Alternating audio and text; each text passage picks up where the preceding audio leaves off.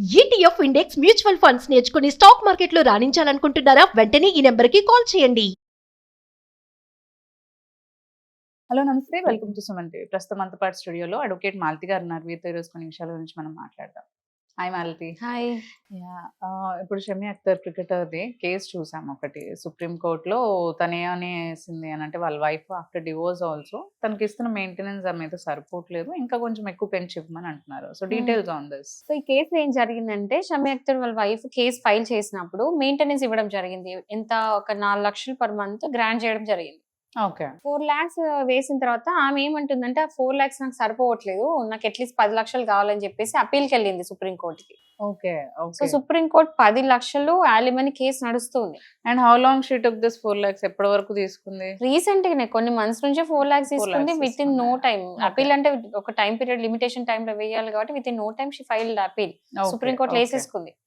వేసుకున్న తర్వాత ఏమైంది అంటే కోర్టు అడిగింది ఎందుకు 10 లక్షలు ఇవ్వాలమ్మా 4 లక్షలు, ఎందుకంటే మీకు అంటే ఇప్పుడు జనరల్లీ మెయింటెనెన్స్ వేసినప్పుడు ఏంటంటే అసెట్స్ అండ్ లయబిలిటీస్ అన్ని దృష్టిలో పెట్టుకుని దానికి అకార్డింగ్ ఎస్టిమేట్ చేసి ఆ ఎస్టిమేషన్ ప్రకారం మెయింటెనెన్స్ అమౌంట్ గ్రాంట్ చేస్తారు కోర్ట్. అంటే ఒక లెక్క ఉంటుంది దానికి. ఆ లెక్క ప్రకారమే అవసరాలు, మెయింటెనెన్స్ లేకపోతే ఎడ్యుకేషన్ అంటే మినిమం అమ్యూనిటీస్ ఏదైతే చెప్పిన ఫుడ్, క్లోత్, షెల్టర్, మెడికల్ ఇవన్నీ దృష్టిలో పెట్టుకొని ఇంకా ఎక్స్ట్రా మిస్సెలేనియస్ కూడా కలిపి ఇస్తారు. ఇలా ఉంటుంది ఎస్టిమేషన్ జనరల్లీ కూడా మెయింటెనెన్స్ ఇచ్చేటప్పుడు.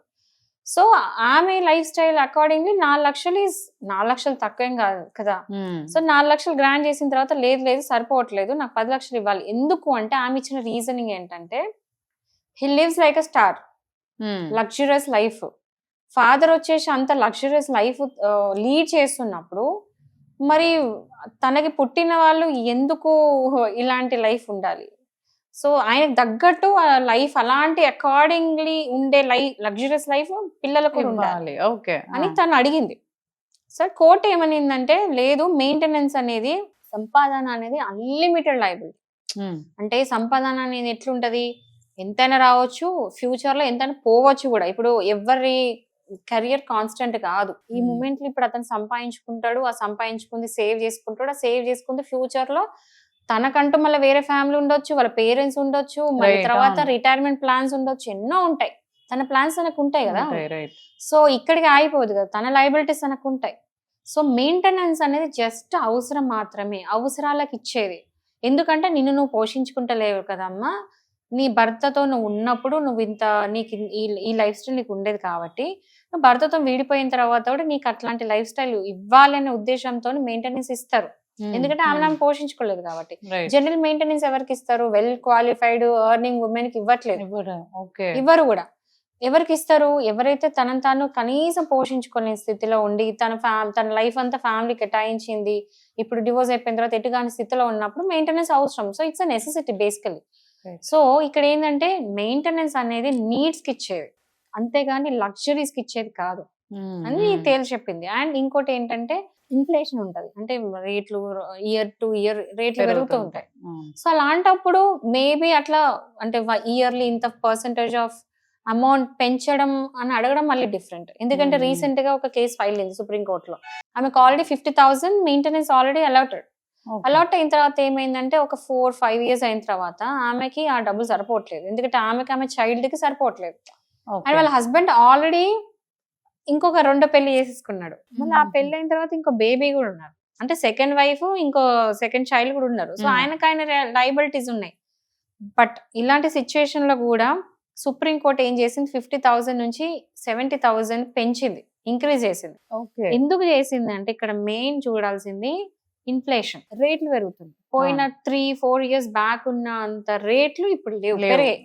సో ఆబ్వియస్లీ సరిపోవు. పైగా పిల్లలు పెరుగుతున్నారు, ఎడ్యుకేషన్ పెరుగుతుంది, ఫీజులు పెరుగుతున్నాయి. ఇన్ఫ్లేషన్ దృష్టిలో పెట్టుకొని అప్పుడు 20,000 పెంచింది. 20,000 పెంచడం యాక్చువల్ తప్పు కాదు.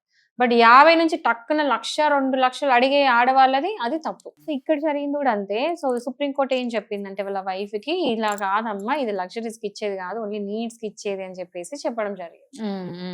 సో యాక్చువల్ గా ఇంతకు ముందు మాట్లాడుకున్న దాంట్లో మెయింటెనెన్స్ అనేది వాళ్ళు ముందు ఏదైతే లైఫ్ లీడ్ చేస్తారో దాని తగ్గట్టే ఇవ్వాలి అని అన్నారు కదా. అయితే వాళ్ళ ఫాదర్ తో ఉన్నప్పుడు హీ మైట్ హ్యావ్ లైక్ లీడెడ్ మంచి లగ్జరియస్ లైఫే ఉంటుంది కదా. సో ఆ లైఫ్ ఇక్కడ లైక్ అంత అమౌంట్ ఇక్కడ కేటాయించడానికి కుదరదు అంటారా? ఇప్పుడు ఆలిమనీ మెయింటెనెన్స్ ఎలా ఇస్తారంటే పెళ్లి కాకముందు లైఫ్ స్టైల్ అనవసరం, ఇర్రెలవెంట్. పెళ్ళైన తర్వాత హస్బెండ్ తో ఉన్నప్పుడు ఎట్లాంటి లైఫ్ స్టైల్ ఉండిందో అలాంటి లైఫ్ స్టైల్ కనీసం ఇవ్వాలి మినిమం. అట్లా అని Okay. చెప్పేసి ఎగ్జాక్ట్ కంప్లీట్ ఇంక హస్బెండ్ ని సగం ఆస్ తీసుకో ఇచ్చేయడం, లేకపోతే ఈయనకేం లేకుండా ఇచ్చేయడం, అలాంటివి చేయొద్దు, చెయ్యరు Yeah, కూడా కోర్ట్స్. yeah. ఎందుకు అంటే అదే చెప్తున్నాను, హస్బెండ్ కి ఒక ఫ్యామిలీ ఉంటది, పేరెంట్స్ ఉంటారు, ఆయనకు సంబంధించి అన్న చెల్లెళ్ళు, ఎన్నో లైబిలిటీస్ ఉంటాయి, అప్పులు ఉండొచ్చు, తెలియదు కదా.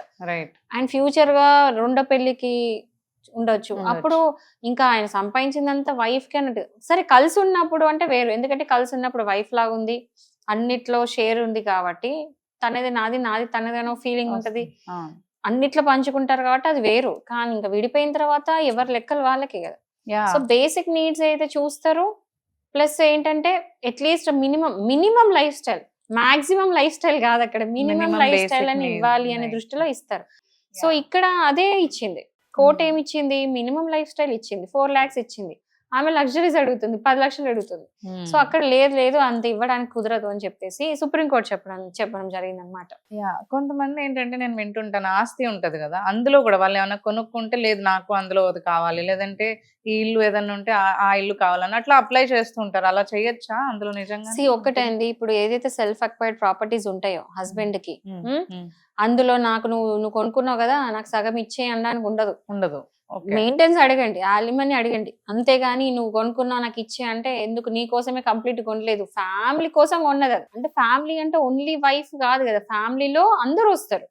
ఎవరెవరు వస్తారు, పేరెంట్స్ వస్తారు, వాళ్ళకి పుట్టిన పిల్లలు వస్తారు, వాళ్ళ సిబ్లింగ్స్ కూడా వస్తారు, అంటే వాళ్ళ తోడ పుట్టిన వాళ్ళు కూడా ఫ్యామిలీ కిందకి వస్తారు. అంటే పార్టిషన్ కానంత మటుకు అందరు ఫ్యామిలీ అంటే కదా. సో ఏదైనా ప్రాపర్టీ కొన్నారంటే ఫ్యామిలీకి సంబంధించింది, ఓన్లీ వైఫ్ కోసం కొనింది కాదు. ఇది వైఫ్ చాలా మంది మర్చిపోతారు. ఇంకేం చేస్తారు, కొన్నా కదా. అంటే ఇక్కడ ఏంటంటే ఒకవేళ వాళ్ళిద్దరు కలిసి ఉన్నప్పుడు ఒకవేళ జాయింట్ ప్రాపర్టీ అయి ఉంటది, అంటే ఒక ఏదైనా ఇల్లు కొన్నప్పుడు ఇద్దరు పేర్లు జాయింట్ గా పెట్టి ఉంటే అది వేరు, మళ్ళీ అప్పుడు 100% రైట్స్ ఇంకా నాది నాకు ఇచ్చే, ఎందుకంటే సగం నా పేరు ఉంది కదా అని అడగొచ్చు. బట్ ఓన్లీ హస్బెండ్ పేరు మీద ఉంటే సెల్ఫ్ అక్వైర్డ్ ప్రాపర్టీ అయ్యి ఉంటే మాత్రం, అది యాన్సిస్టర్ ప్రాపర్టీ కాకుండా ఓన్లీ సెల్ఫ్ అక్వైర్డ్ ప్రాపర్టీ అయితే ఇంకా ఆమె నాకు ఇచ్చేసే సగం అనడానికి లేదు. అట్లా కోర్ట్స్ కూడా ఇవ్వదు, చూస్తుంది, అన్ని కూడా దృష్టిలో పెట్టుకొని ఇస్తుంది. కోర్ట్ అంత డమ్ కాదు, కోర్ట్స్ అంత పిచ్చి కాదు. చాలా మంది లేడీస్ ఏదో మిస్లీడ్ చేస్తా కోర్ట్స్ ని, ఇది అని అదని చెప్పేసి. అంటే నేను చూసిన కేసెస్ లో కూడా పెక్యులర్ కేసెస్ చాలా చూసా. అందులో ఒక ఆవిడ వచ్చి అంటే వాళ్ళు చాలా, అంటే హస్బెండ్ వచ్చేసి హైదరాబాద్ లో చాలా రెప్యూటెడ్ పర్సన్, నేను పేరు చెప్పదలుచుకోలేదు. వైఫ్ మాత్రం ఏం చేసిందంటే పెద్ద బిజినెస్ లని కోర్టులో వ్యవహారం కాబట్టి నాకు ఇవ్వండి కోర్టులలో అని అడిగింది. తర్వాత మెయింటెనెన్స్ నెల అడగడం కూడా 25 లక్షలు అడుగుతుంది పర్ మంత్. సో ఎందుకంటే ఆయన కోట్లలో సంపాదిస్తున్నాడు కాబట్టి నేను 25 లక్షలు అడుగుతాను ఈమె వాదన అక్కడ. అయితే సరే అమ్మ మరి 25 లక్షలు ఏం చేద్దాము, నువ్వు లెక్కలేసి ఇవ్వాలి కదా నాకు. ఇప్పుడు అసెట్స్ అండ్ లైబిలిటీస్ పిటిషన్ ఇచ్చినప్పుడు అందులో నీ అసెట్స్ వేయాలి, లైబిలిటీస్ వేయాలి, అన్ని వేయాలి కదా. సో నీ ఖర్చులు వేయండి అంటే ఇంకా ఆమె లిస్ట్ చూస్తే నవ్వొచ్చింది నాకైతే. అసలు నేను 2-3 రోజులు నవ్వుకున్నాను, ఏంటి ఈమె లిస్ట్ ఎట్లా తెలుసా, మేకప్ కి 2 లక్షలు, మేకప్ కి 2 లక్షలు అంట, ఏంటి ఫ్రిడ్జ్ అంట, ఫ్రిడ్జ్ మెయింటెనెన్స్ ఎవ్రీ మంత్ ఒక 20,000 అంట. అసలు ఎవరండి ఫ్రిడ్జ్ కి 20,000 మెయింటెనెన్స్ ఎవ్రీ మంత్ ఎవడు కడతాడు? అంటే అబద్ధం చెప్పిన అతికినట్టు అయిపోయింది అక్కడ. అంటే అసలు మళ్ళీ ఇంకొకటి పెట్టింది కాలం లో, బ్యాగ్స్ కి ఒక 1,00,000 పెట్టింది. ఎందుకంటే ఆమె లక్షల బ్యాగ్ ఉంటది, ఎవ్రీ మంత్ బ్యాగ్ ఉంటదా? అదే కదా. బట్టలకైతే 4-5 లక్షలు వేసి మీరు అన్నట్టు అది నీడ్స్ కి కాదు, లగ్జరీస్ కి ఉన్నట్టే ఉంది. అంటే హస్బెండ్ మాత్రం earning machine, money earning machine అనమాట. అంటే మింటే వేసి ఇస్తూ ఉంటే చలో నేను ఖర్చు పెట్టుకుంటా, షాపింగ్ పోతా, అన్ని ఖర్చు పెట్టేస్తా. ఇప్పుడు మీరు అన్నట్టు మనకి అందరూ కూడా అందుకే కదా మ్యారేజ్ చేసుకుని 1 day or 2 days or like 1 month లోనే బ్రేక్ చేసుకుని అలిమనీ వేసేస్తున్నారు. మొన్నైతే 18 days కే 4 కోట్లు అడిగింది. బిజినెస్ మంచిగా ఉంది. ఒక ఆమె అయితే 8 చేసేసుకుంది. ఇట్లా నడుస్తుంటాయి. అంటే ఏంటంటే బిజినెస్ అయిపోయింది అలా అని చెప్పి, అందుకని కోర్ట్స్ ఎంకరేజ్ అని చెప్పి ఈ మధ్య కొత్తగా ఒకటి గైడ్ లైన్ తీసుకొచ్చింది.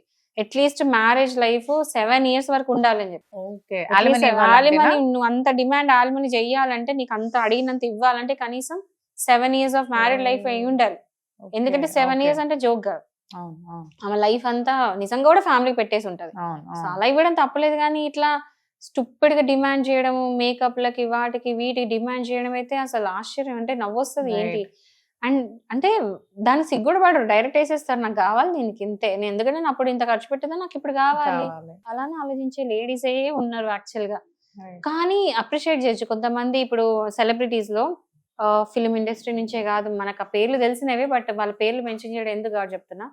కొంతమంది లేడీస్ సెలబ్రిటీస్, ఫిల్మ్ యాక్టర్సే కానీ, లేకపోతే క్రికెటర్స్ వైఫ్సే కానీ, వీళ్ళందరూ కూడా కొంతమంది వైఫ్స్ జీరో అమౌంట్ ఆలిమనీ తీసుకోకుండా బయటకు వచ్చి ఇండిపెండెంట్ గా బతికి గ్రేట్ గా బతికి చూపించిన వాళ్ళు ఉన్నారు. వాళ్ళ ఇన్స్పిరేషన్, వాళ్ళ మోటివేషన్. అంతేగాని ఇలా హస్బెండ్స్ మీద అలా చేసుకునే ఉండేది ఉంటే వీళ్ళు చేసుకుని ఎందుకు డైవర్స్ తీసుకుంటారో, ఎందుకు అలిమనీ అడుగుతారు actually. yes true thank you Madhavi.